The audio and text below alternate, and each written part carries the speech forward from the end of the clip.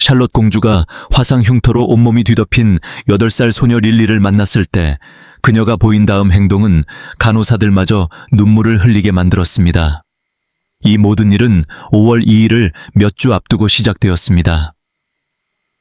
번째 생일을 준비하던 샬롯 공주에게 이번 생일은 이전과는 전혀 다른 의미를 지니고 있었습니다. 일반적인 9살 아이는 물론 왕실 아이가 상상할 법한 생일과도 거리가 멀었습니다. 궁전 잔디밭에 세워진 파티 천막도 없었고 화려한 언론 헤드라인이나 완벽하게 연출된 SNS 사진도 없었습니다. 대신 샬롯 공주는 조용하지만 훨씬 더 깊은 의미를 지닌 선택을 했고 그 선택은 병원에 있는 한 어린 소녀의 삶에 큰 영향을 미치게 됩니다. 과연 그 선택이 무엇이었을까요? 계속해서 이야기를 들어보세요. 몇 주 전 웨일스 왕세자비 캐서린은 딸에게 늘 하던 질문을 던졌습니다. 이번 생일에 무엇을 받고 싶니? 하지만 작년에 조랑말 테마 미술 세트, 새 줄넘기, 딸기 컵케이크를 줄줄이 말하던 모습과 달리 이번엔 달랐습니다. 샬롯은 곧바로 대답하지 않았습니다. 활달하고 말솜씨가 좋은 아이로 알려진 그녀의 침묵은 이즈베스노 드문 일이었습니다. 잠시 생각하던 샬롯은 조용히 말했습니다. 나중에 말해줄게요. 그리고는 다시 스케치북으로 시선을 돌렸습니다. 캐서린은 딸의 이런 변화를 느꼈지만 더 묻지는 않았습니다. 사실 샬롯은 최근 몇 달 사이 눈에 띄게 사려 깊어졌습니다. 고 엘리자베스 여왕의 장례식에서 행렬이 지나갈 때 동생에게 고개를 숙이라고 조용히 일러주던 순간처럼 그녀에게는 원래부터 성숙한 면이 있었습니다. 그러나 최근에는 그 깊이가 더해졌습니다. 왕실 의무뿐 아니라 행사에서 만나는 사람들, 어머니가 후원하는 자선단체, 자신보다 훨씬 어려운 환경에서 살아가는 아이들에 대해 질문하기 시작한 것입니다. 미묘했지만 분명한 변화였습니다. 그래서 생일을 약 2주 앞두고 캐서린은 조지, 샬롯, 루이 세 아이를 데리고 소박한 외출을 계획했습니다. 목적지는 런던 외곽에 위치한 로열 맨체스터 어린이 병원이었습니다. 처음에는 언론 공개 없이 조용히 진행하려 했지만 왕실 방문인 만큼 소식은 곧 알려졌습니다. 겉으로 보기엔 흔한 공식 방문처럼 보였을지 모릅니다. 하지만 캐서린에게 이 방문은 특별한 의미를 지니고 있었습니다. 그녀는 과거 다이애나 왕세자비가 윌리엄과 해리를 병원과 보호소, 자선단체로 데려가던 방식을 늘 존경해왔습니다. 그것은 보여주기 위한 행사가 아니라 궁전 밖 세상을 직접 보게 하려는 교육이었습니다. 이번 방문도 마찬가지였습니다. 다이애나의 유산을 기리는 동시에 자신들의 특권이 곧 타인을 돌봐야 할 책임과 연결되어 있다는 사실을 아이들에게 가르치고 싶었던 것입니다. 그날 소아병동의 조용한 복도를 지나던 순간 특히 샬롯의 마음에 변화가 일어났습니다. 그녀는 드레스 위에 연한 초록색 일회용 가운을 입고 병원 직원이 알려준 대로 머리에 부드러운 스카프를 묶고 있었습니다. 더 이상 공주처럼 보이지 않았고 낯선 공간에서 규칙을 지키려 애쓰는 평범한 아이처럼 보였습니다. 반짝이는 바닥 위를 걷는 그녀의 신발 소리는 거의 들리지 않았고 뒤에는 어머니와 두 오빠가 조용히 따르고 있었습니다. 병동 안에는 소독약과 비누 냄새가 섞여 있었고 벽에는 아이들이 그린 그림들이 가득했습니다. 성, 동물, 슈퍼히어로, 그리고 오래전부터 걸려 있었던 듯한 밝은 무지개 그림도 보였습니다. 그들이 처음 들어간 병실에서 만난 아이는 에단이라는 소년이었습니다. 루이와 비슷한 또래이거나 한두 살 더 많아 보였고 삭발한 머리와 선한 눈빛 때문에 더욱 여린 인상을 주었습니다. 에단은 매우 드물지만 급속히 진행되는 세균 감염인 폐혈증으로 양손을 잃었습니다. 그는 조지에게 그 일이 일어났을 당시 초등학교 4학년이었다고 말했습니다. 평범한 학교 생활을 하던 중 점심시간에 갑자기 쓰러졌고 이후 몇 주 동안 중환자실에 머물며 생사를 넘나들었습니다. 감염이 너무 빠르게 퍼지는 바람에 의사들은 생명을 구하기 위해 신속히 조치를 취해야 했지만 결국 그의 손은 지킬 수 없었습니다. 그 결과 에단은 일상의 모든 것을 처음부터 다시 배워야 했습니다. 그날 오후 그는 부드러운 보조대에 고정된 특수 제작 숟가락을 팔에 끼운 채 점심을 먹고 있었습니다. 간호사는 에단 곁에 서서 조용히 응원과 격려의 말을 건네고 있었습니다. 샬롯은 침대 발치에 서서 미동도 하지 않은 채 그 모습을 지켜보았습니다. 에단이 으깬 감자를 숟가락으로 떠올리려 애쓰는 순간에도 그녀는 시선을 돌리지 않았습니다. 늘 호기심 많던 모습과는 달리 그날의 샬롯은 말없이 경외에 가까운 눈빛으로 그 장면을 받아들이고 있었습니다. 자기 또래와 비슷한 아이가 이렇게까지 달라져 버린 모습.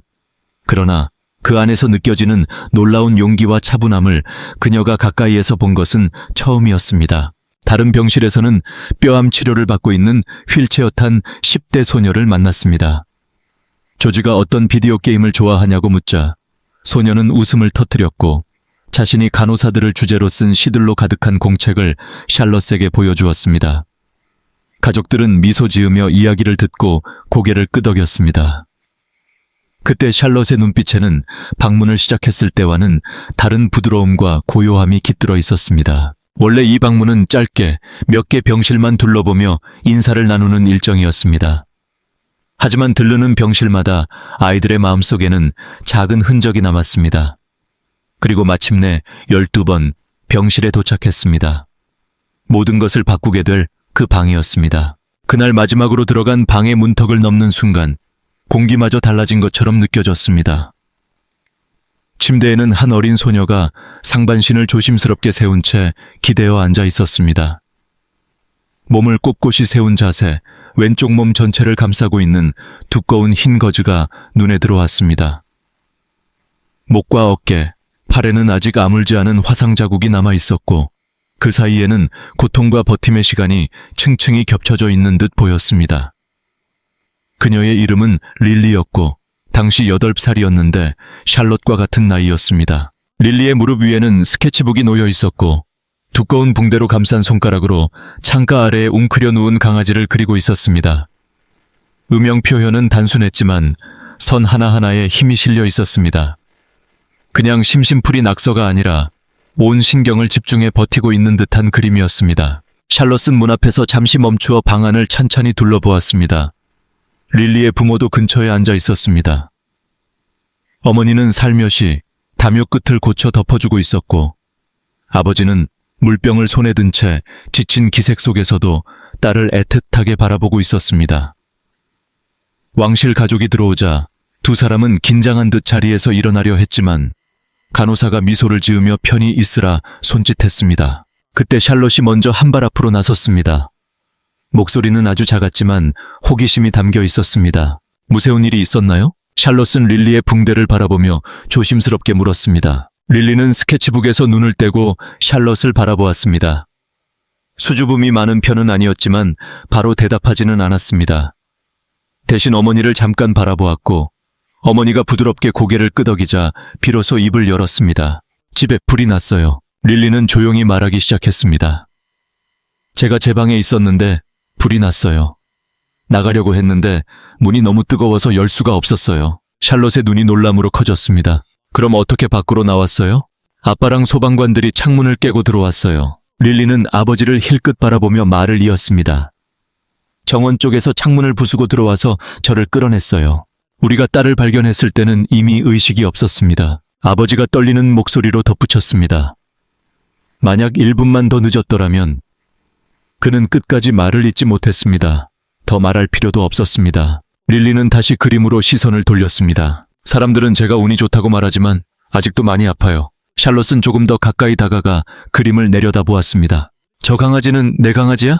릴리는 고개를 저었습니다. 아니요, 그냥 그려요. 강아지를 좋아해서요. 나도 강아지가 있어. 샬롯이 낮은 목소리로 말했습니다. 이름은 오라야. 나도 자주 그려보는데 귀를 항상 이상하게 그리게 돼. 그 말에 릴리는 비뚤비뚤하지만 사랑스러운 미소를 지었습니다. 방 안의 긴장이 조금 풀렸습니다. 네오도 그림 그려? 릴리가 물었습니다. 교이 맨날 그려. 샬롯이 대답했습니다.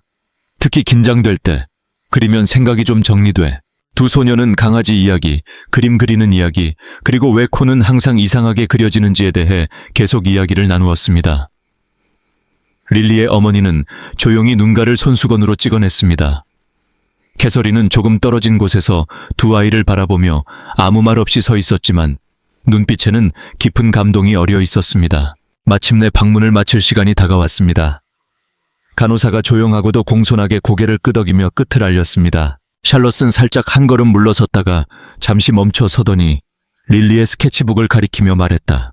정말 잘 그린다. 그리고 잠깐 고민하듯 눈을 깜빡이더니 덧붙였다. 다음에 또 올 수 있으면 나도 내 그림을 가져와 볼까 해. 릴리는 눈을 동그랗게 뜨고 물었습니다. 그럼 또 올 거예요? 샬롯은 바로 대답하지는 않았지만 표정이 한결 부드러워졌습니다. 그랬으면 좋겠어. 그녀가 이렇게 말한 뒤 몸을 돌려 나가려는 순간 캐서린이 살며시 딸의 어깨에 손을 얹었고 모녀는 함께 병실을 나와 복도로 걸어 나갔습니다. 그러나 방을 떠난 직후 릴리의 운명을 바꿀 일이 조용히 일어나고 있었습니다. 복도의 끝에 거의 다다랐을 때 샬롯이 불현듯 걸음을 멈췄습니다. 내 스카프. 그녀가 캐서린을 올려다보며 말했습니다. 이자에 두고 왔어요. 캐서린은 고개를 끄덕이며 혼자 다녀오라고 허락해 주었습니다. 대신 병원 직원 한 명이 위에서 조용히 따라붙었습니다. 샬롯이 다시 12번 병실 쪽으로 다가갔을 때 문은 여전히 반쯤 열린 상태였습니다. 그녀는 안에 있는 사람들을 방해하지 않으려는 듯 조용히 발을 들여놓았습니다. 방문 개경 의자 등받이에 걸려있던 스카프를 집어들려던 바로 그 순간 낮지만 긴장된 목소리가 들려왔습니다. 릴리의 부모였습니다. 의사 선생님 말로는 수술이 한 번 더 필요하대. 어머니의 목소리가 떨리며 이어졌습니다. 화상 부위가 어깨를 이렇게 잡아당기니까 뼈가 자라는 데까지 영향을 준대. 너무 오래 미루면 팔이 제대로 자라지 않을 수도 있대. 아버지는 깊게 한숨을 내쉬었습니다. 이미 치료비도 밀려 있는데 지난번 수술비 때문에 우리가 모아둔 건 다 나갔어. 이식 수술도 완전히 잘 된 게 아니라서 다시 들어가야 한다잖아. 지원금 같은 거 물어봤는데 어머니가 말을 이었습니다. 대기자도 많고 화상 재활 치료비만 해도 한 주에 몇백이야. 샬롯은 스카프를 손에 쥔 채 꼼짝도 하지 않은 채 서 있었습니다. 이건 단순히 아프고 낫는 문제를 넘어선 일이었습니다. 시간, 돈, 그리고 자기 또래의 소녀가 단지 비용 때문에 필요한 치료를 받지 못할 수도 있다는 현실 그 자체였습니다. 곧 샬롯은 가족에게 다시 합류했습니다. 윈저로 돌아가는 차 안은 유난히 조용했습니다. 샬롯은 창가에 앉아 오후 햇살이 지평선을 스치는 모습을 바라보며 김서린 유리에 손가락으로 무늬를 그리기만 했습니다. 병원을 떠난 뒤로 거의 말을 하지 않았습니다. 뒤쪽 좌석에서 조지와 루이는 낮은 목소리로 이야기를 나누고 있었지만 샬롯의 귀에는 제대로 들어오지 않았습니다. 그녀의 입에서는 그저 작게 반복해서 1, 2번 병실 릴리라는 말만 흘러나왔습니다. 그날 저녁 집이 평소의 고요한 리듬을 되찾을 무렵 부엌에선 직원들이 마무리 정리를 하고 두 아들은 위층에서 책을 보고 있었습니다. 그때 샬롯은 어머니를 찾았습니다. 캐서린은 응접실에서 우편물을 정리하며 봉투를 하나씩 넘기고 있었습니다. 샬롯이 들어서자 캐서린은 고개를 들어 미소 지었습니다. 무세운 거 잊어버린 거라도 있니? 샬롯은 바로 대답하지 않고 난로 앞까지 걸어가서 작은 불꽃이 여름밤의 서늘함을 막고 있는 것을 한참 바라보았습니다. 그리고 마침내 입을 열었습니다. 생일에 받고 싶은 게 뭔지 이제 알 것 같아요. 캐서린이 고개를 살짝 갸웃했습니다. 그래? 뭔데? 샬롯은 단호하게 고개를 끄덕였습니다. 릴리를 돕고 싶어요. 그의 수술비를 내고 싶어요. 잠시 방안이 고요해졌습니다. 캐서린은 편지를 덮고 딸을 향해 온전히 시선을 돌렸습니다. 정말 고맙고 예쁜 마음이야. 그런데 갑자기 왜 이렇게 생각하게 된 거니? 샬롯은 천천히 몸을 돌려 어머니를 바라보았습니다.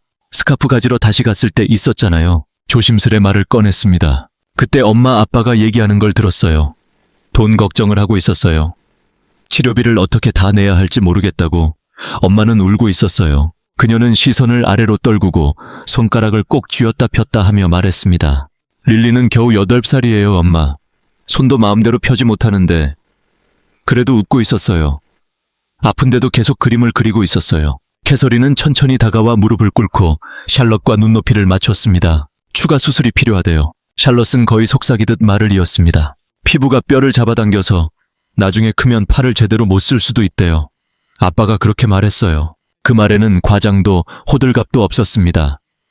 그저 또렷한 사실을 담담히 전하는 목소리였을 뿐이었습니다. 캐서린은 딸의 뺨 옆으로 흘러내린 머리카락을 부드럽게 쓸어 넘겼습니다. 병원에 연락해볼게. 아이에게 어떤 도움이 필요한지 알아보자. 캐서린이 다정하게 말했습니다. 우리가 할 수 있는 게 뭔지 함께 생각해보자. 샬럿은 고개를 끄덕였습니다. 근데 내 이름으로 해도 돼요? 엄마나 아빠 이름 말고 그냥 나로만. 캐서린은 미소를 지었습니다. 물론이지, 그럴 수 있어. 다음 날 비공개로 모든 절차가 진행되었습니다. 병원 행정 담당자는 이 따뜻한 제스처에 깊이 감동했고 두 가족의 사생활을 지키기 위해 세심하게 움직였습니다. 39,000유로에 해당하는 기부금이 병원 외과 기금 계좌로 곧바로 전달되었습니다. 이 금액은 릴리의 다음 피부 이식 수술과 재건 수술, 그리고 몇 달 동안의 물리치료 비용을 충당할 수 있는 금액이었습니다. 수술 일정은 몇 주 뒤로 잡혔습니다. 릴리의 부모가 이 사실을 전해 듣게 되었을 때 어머니는 그 자리에서 눈물을 터뜨렸습니다. 아버지는 한동안 아무 말도 하지 못한 채 한 손에는 편지를, 다른 손에는 봉투를 쥔 채 멍하니 앉아 있었습니다. 봉투 안에는 작은 카드 한 장이 들어 있었습니다. 앞면에는 강아지 그림이 그려져 있었고 그 아래에는 짧은 문장이 적혀 있었습니다. 계속 싸워나가야 해, 릴리. 사랑을 담아, 샬럿 공주가. 카드에는 궁전의 봉인이 찍혀 있었습니다. 그러나 샬럿은 이 일에 대해 다른 누구에게도 말하지 않았습니다. 그 카드 한 장을 봉투에 넣던 순간 느꼈던 감정을 대신할 만큼 큰 생일 케이크는 세상 어디에도 없었습니다. 그 순간 품었던 소망을 대신 전해줄 생일초 또한 필요 없었습니다. 그녀는 그것으로 충분했습니다. 그리고 이번만큼은 그 어떤 선물도 더 바라지 않았습니다. 하지만 이야기는 거기서 끝나지 않았습니다. 수술 날짜는 샬롯의 생일로부터 딱 12일이 지난 목요일 오전으로 잡혔습니다.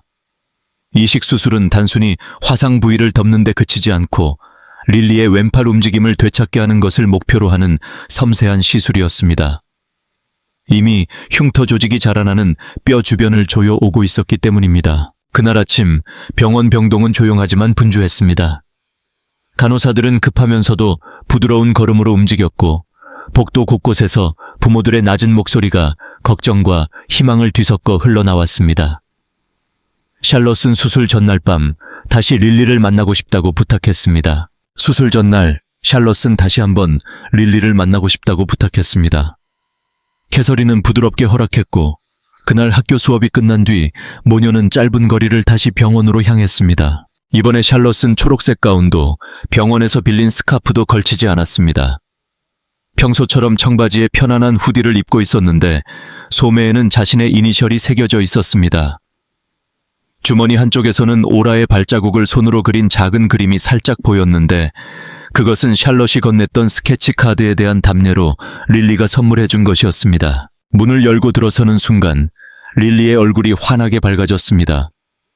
통증과 붕대에도 불구하고 그 미소는 진심으로 기쁜 표정이었습니다. 정말 다시 왔구나. 릴리가 말했습니다. 약속했잖아. 샬롯이 대답하며 침대 옆 의자에 앉았습니다. 그러고는 새 스케치북을 꺼냈습니다. 아직 종이에는 아무것도 그려져 있지 않은 깨끗한 책이었습니다. 내가 좀 더 좋아지면 우리 같이 여기에 뭔가 그리자. 두 소녀는 수술 이야기는 거의 꺼내지 않았습니다. 샬롯의 방식은 그런 쪽이 아니었습니다. 대신 둘은 강아지 이름을 두고 깔깔 웃으며 이야기했고 발을 그리는 게 더 어렵냐, 꼬리를 그리는 게 더 어렵냐며 장난스럽게 논쟁을 벌였습니다. 그리고 스케치북 한 구석에 천천히 색을 입히며 함께 시간을 보냈습니다. 헤어질 시간이 다가오자 샬롯은 릴리의 붕대가 감기지 않은 손을 살며시 잡았습니다. 네온 내가 만난 사람 중에 제일 용감한 아이야. 샬롯이 이렇게 말했습니다. 수술은 5시간이 걸렸습니다. 그동안 캐서린은 수시로 샬롯에게 진행 상황을 전해주었고 최종 결과를 알려주기 위해 병원 행정 책임자가 직접 전화를 걸어왔습니다. 수술은 잘 끝났습니다. 이식도 안정적으로 자리 잡았고 릴리는 2주 뒤부터 재활 치료를 시작할 수 있을 겁니다. 그 말을 들은 샬롯은 입가에 크게 미소를 지었습니다. 다행이다. 그리고 조용히 덧붙였습니다. 이제 우리 그림을 마저 그릴 수 있겠네. 그 다음 한 달 동안 릴리의 상태는 눈에 띄게 좋아졌습니다. 부기는 서서히 가라앉았고 움직임도 단계적으로 돌아왔습니다. 혼자서 상체를 일으킬 수 있게 되었고 다시 그림을 그리기 시작했습니다. 그러던 어느 날 오후 부모가 재활을 돕기 위해 릴리의 팔을 조심스럽게 늘려주던 중 릴리가 뜻밖의 부탁을 꺼냈습니다. 모두를 놀라게 할 만한 말이었습니다. 이 일을 사람들에게 말하고 싶어요. 릴리가 조용하지만 단호하게 말했습니다. 불난 이야기만 말고 전부요. 특히 그녀에 대해서요. 부모는 처음엔 당황했습니다. 그동안 이 일을 가능한 한 조용히 지키려 했기 때문입니다. 이유는 단순했습니다. 딸을 보호하고 동시에 왕실 가족의 사생활도 존중하고 싶었기 때문입니다. 하지만 릴리는 물러서지 않았습니다. 그분이 도와주지 않았다면 저는 이렇게 나아지고 있지 못했을 거예요. 릴리가 말했습니다. 사람들이 알아야 해요. 결국 병원과 상의 끝에 부모의 허락을 받고 릴리는 병실에서 카메라 앞에 앉게 되었습니다. 화창한 어느 오후였습니다. 머리는 뒤로 단정히 묶었고 붕대는 예전보다 훨씬 얇아져 있었습니다. 그녀는 무릎 위에 스케치북을 올려두고 있었고 펼쳐진 페이지에는 귀가 살짝 비뚤어진 코가 엉뚱하게 큰 강아지 한 마리가 그려져 있었습니다. 제 이름은 릴리예요. 그녀가 말을 시작했습니다. 그리고 제가 가장 힘들었을 때 저를 도와준 정말 착한 사람이 있어요. 그 사람은 샬롯 공주님이에요. 공주님은 사람들이 이걸 알지 못해도 된다고 하셨지만 저는 알리고 싶어요. 릴리는 병문안 온날의 이야기, 함께 나눴던 스케치, 카드, 그리고 선물에 대해 차분히 설명했습니다. 공주님은 제가 다시 나아질 수 있는 기회를 주셨어요. 릴리가 또렷하게 말했습니다. 대신에 요구한 건 아무것도 없었어요. 그냥 계속 그림을 그리라고 하셨어요. 영상은 병원 홍보팀이 가족의 동의를 얻어 업로드했습니다. 길이는 3분도 되지 않는 짧은 영상이었지만 몇 시간 만에 온라인에서 빠르게 퍼져나갔습니다. 세계 곳곳의 사람들은 두 소녀에게 감동을 받았습니다. 한 소녀는 몸과 마음의 상처를 치유해가고 있었고 다른 한 소녀는 연민이 무엇인지 직접 배워나가고 있었습니다. 댓글에는 칭찬과 감사의 말이 쏟아졌습니다. 이 영상 보고 정말 눈물이 났어요. 이렇게 어린아이가 이런 아름다운 일을 하다니 라는 글이 있었고 또 다른 사람은 짧게 이렇게 남겼습니다. 다이애나가 정말 자랑스러워 하실 거예요. 샬롯은 할머니의 발자취를 그대로 따르고 있네요. 하지만 모든 반응이 따뜻하기만 한 것은 아니었습니다. 한 이용자는 이렇게 날카로운 의견을 남겼습니다. 샬롯은 그냥 이용당한 거야. 어차피 또 이런 일 안 할 거잖아. 결국 이미지 관리랑 정치적 계산일 뿐 다른 왕실 사람들하고 다를 게 뭐가 있어? 그럼에도 불구하고 이런 비판적인 목소리는 수천 개의 응원과 감사 댓글 속에 이내 묻혀버렸습니다. 무엇보다도 샬롯은 어디에도 이 일에 대해 직접 말하지 않았고 캐서린 역시 정중하게 어떤 언급도 삼가며 언론에서 인터뷰 요청이 쏟아졌지만 왕실에 가까운 사람들은 그저 이렇게만 전했습니다. 샬롯 공주는 릴리가 찍은 그 영상을 전달받았고 처음부터 끝까지 미소를 지으며 보았다고요. 그리고 앞으로도 릴리와 계속 연락을 주고받겠다고 약속했다고 합니다. 어쩌면 가장 아름다운 축하 방식은 화려한 파티가 아니라 누군가의 인생에 조용하지만 깊은 흔적을 남기는 일인지도 모릅니다.